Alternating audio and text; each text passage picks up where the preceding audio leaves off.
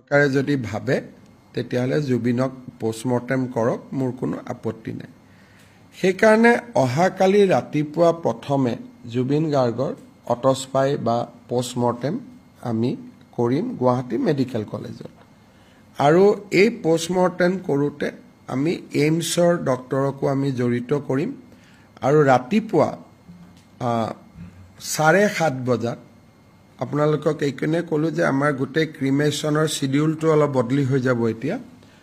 ৰাতিপুৱা 7:30 বজাত আমি জুবিন গাৰ্গক নতুনকৈ আৰু এবাৰ তেওঁ আমি পোষ্টমৰ্টেম কৰিম আৰু এই প্ৰক্ৰিয়া